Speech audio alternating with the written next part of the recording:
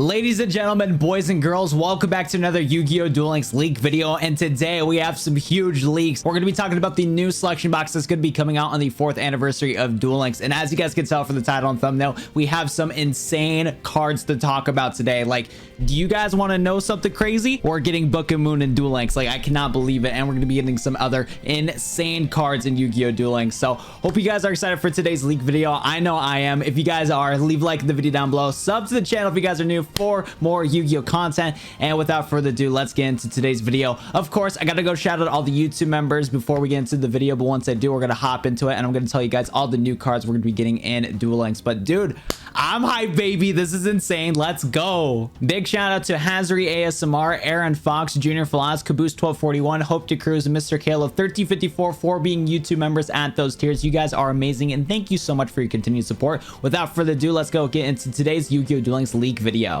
Why is it daytime all of a sudden? Whatever the case may be, we're going to first take a look at Book of Moon, which is going to be a card getting added into the selection box volume 4. And easily this is going to be the most sought after card from this set because of the fact this is a quick play spell card that states you can target one face-up monster in the field and change that target to face down defense position.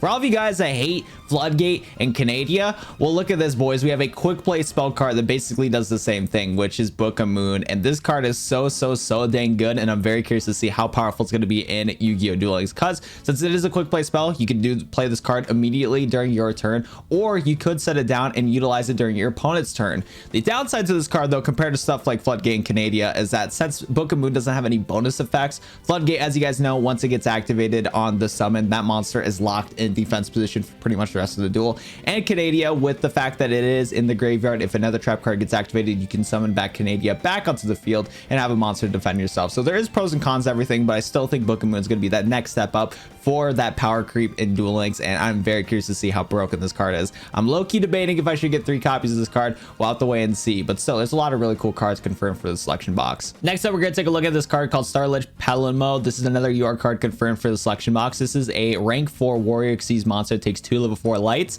Once per turn, you can detach 2 Xyz materials from this card, then target a face-up monster your opponent controls, change it to a 0, and if you do, it has its effects negated. If this card you control is destroyed by opponent's card with battle card effect, set in your graveyard, draw 1 card. So again, a pretty solid card right here. It does suck that you need to utilize light monsters to summon this card, so it's not as generic as some people would hope. It's still a pretty cool card just for the fact that you can change monsters to 0 attack and negate their effects, and it's basically going to be a free direct attack for you if you pull it off. And on top of that, if your opponent does get rid of this card, you do get to draw a card, so if you still survive that turn, you can potentially go for some other plays to survive the duel. So not a bad UR card. I like it. It's pretty cool. Next UR card we're going to take a look at is Infestation Pandemic, a quick play spell card that states all face-up Evilswarm monsters you currently control are unaffected by other spell and trap effects this turn. So that means your spell and trap effects and your opponent's spell and trap effects. Now, I haven't played the Evilswarm archetype in a very long time, or even at all, so I don't know how good of a card this is.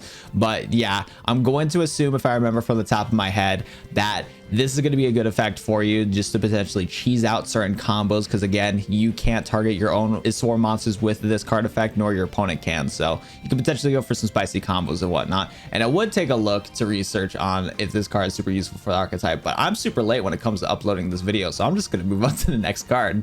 So the next card we're going to take a look at is this card called Gold Gadget, and this card's really cool. It's a light level 4 machine effect monster that states when this card is normal or special summon, you can special summon 1 level 4 machine monster from your hand. If this card is destroyed by battle or card effect, you can special summon a level 4 gadget monster from your deck except Gold Gadget. You only can use 1 Gold Gadget effect per turn and only once that turn. And while Silver Gadget is not a UR card, we're still going to talk about him immediately after Gold Gadget because Silver Gadget is very similar to Gold Gadget. This card right here is a level 4 light level 4 machine effect monster. When this card is normal or special summon, you can special summon 1 level 4 machine monster from your hand. If this card is destroyed by battle or card effect, you can special summon a level 4 gadget monster from your deck except Silver Gadget. You can use Silver Gadget effect once per turn and only once that turn. So as you guys can tell, Silver Gadget and Gold Gadget are pretty much identical cards, except for the fact that one's called gold and one's called silver. So yeah, both of these cards are really good and they combo well with each other because yeah, when you summon them onto the field, you get to special summon a level 4 machine monster from your hand hand, which is amazing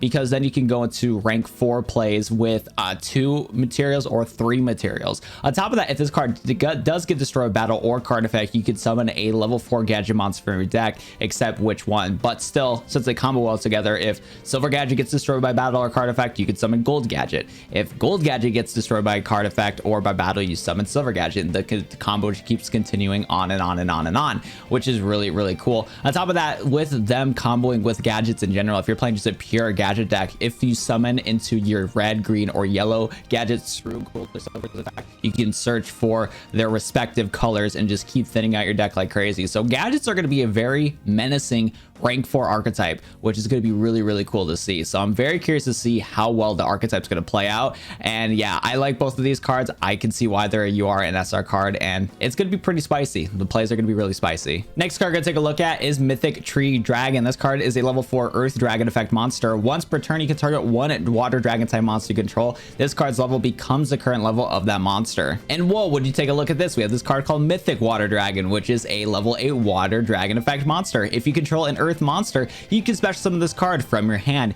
You only can special summon Mythic Water Dragon once per turn this way. So that's crazy. Both of these Mythic cards combo together. Who would have thought? Still really cool right here. I actually like these two cards a lot because it's just a cheeky little combo to summon into 2 level 8 monsters and go for a level or a rank 8 Xyz play. And as you guys know, the Heretic Xyz monster is really, really good. I still need to make a video on that card, but it's so dang good, and you can easily summon into this card. You can summon it to another rank 8 we're going to talk about a little bit later in today's video, and it's just a nice way to go for potential rank 8 summons. And again, once we get more rank 8s into Duel Links, it's going to be a very menacing thing to deal with because rank 8s are pretty spicy in most cases. So the fact that you have this little combo that you can use Tree and Water Dragon together to easily summon each other to go for rank 8 play is very, very cool to see. So I like these two cards. I like it. They're really cool. And why not? Let's go talk about this right away. Number 46, Dragluon, is a rank 8 light dragon Xyz monster. It takes 2 level 8 dragon type monsters. Bro, that's crazy. Let's use those mythic dragons to summon to this guy. That would be an insane idea.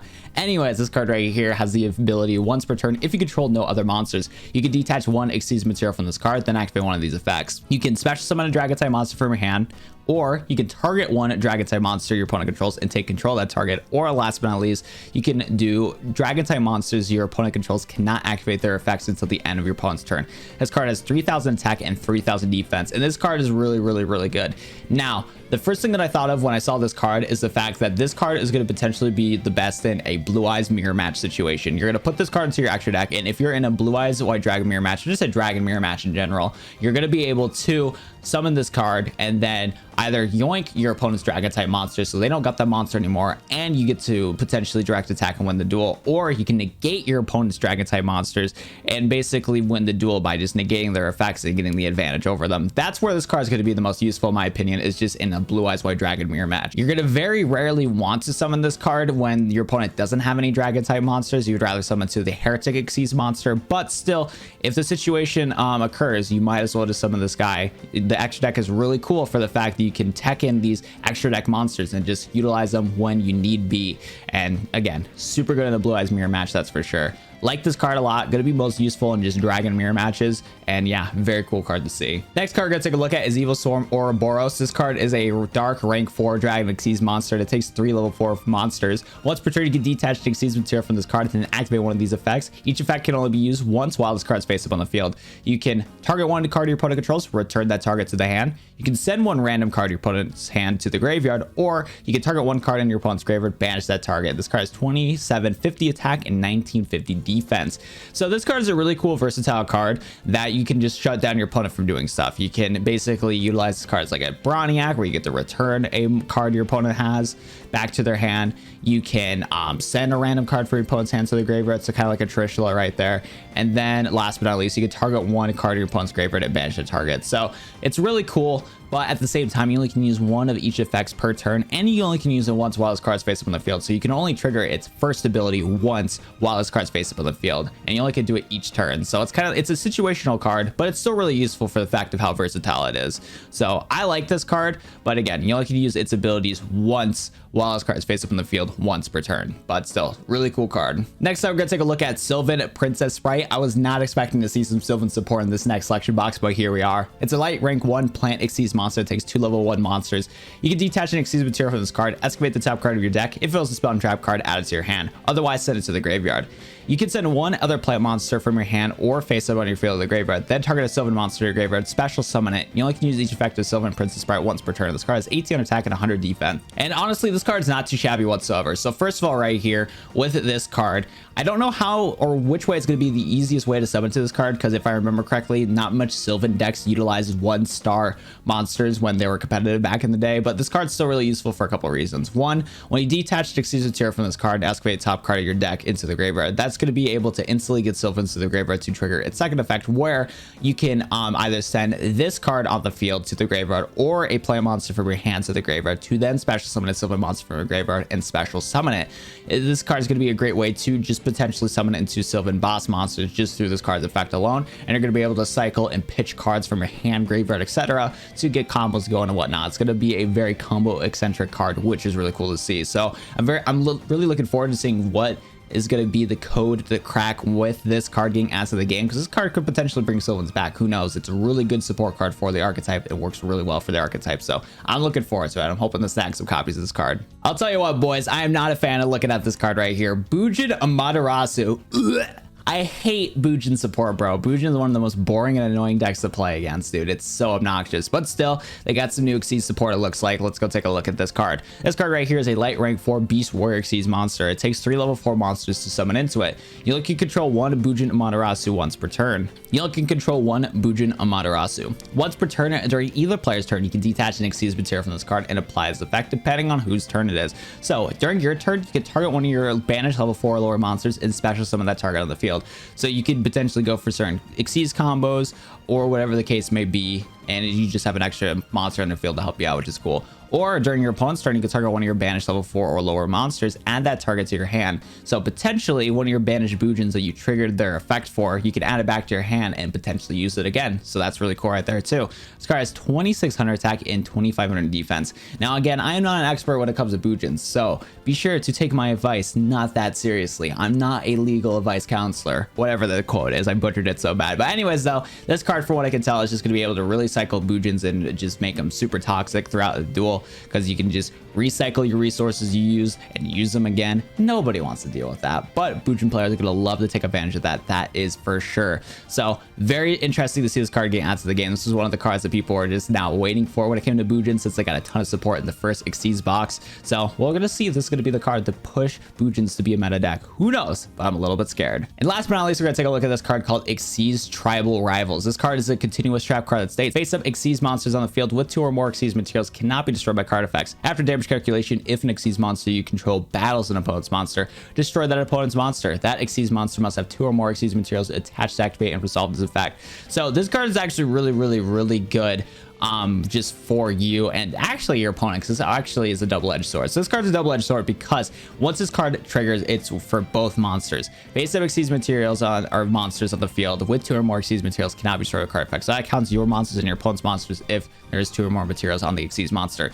And also, after damage calculation, if Xyz monster battles opponent's monster, you destroy the monster immediately. So it's a double-edged sword, but you get to have your Xyz monsters protected and have the ability to just pop your opponent's monsters right away, which is really cool. But you still got to keep in mind the fact that it is going to trigger for your opponent too. But still, a really interesting trap card. I don't know if it's going to see that much play, because cards like these, while are good, are really slow. So I don't know, but who knows? It is a good enough effect where I could see seeing some play, but at the same time, there might be better trap cards run over this cards, because you don't really got much room in your deck for a 20 to 30 card deck game. You know what I'm saying? So there's that right there. But still, really cool card. Nice to see it in the selection box. Well, that's actually going to do it for me in today's Duel Links video, talking about all the new cards confirmed for the selection box. Hope you guys are excited for the selection box, and if you guys are, let me know in the comment section down below which card is your favorite and which card you're going to want to pull from the selection box. Probably all of you guys are going to probably say like Book of Moon or something like that, but there's some still really interesting cards in the selection box, that's for sure. But still, if you guys enjoyed, leave a like in the video down below, subscribe to the channel if you guys are new, and I'll see you guys in the next Yu-Gi-Oh! Duel Links video. Thank you guys so much for watching, and I'll see you guys in the next one. Adios, everybody.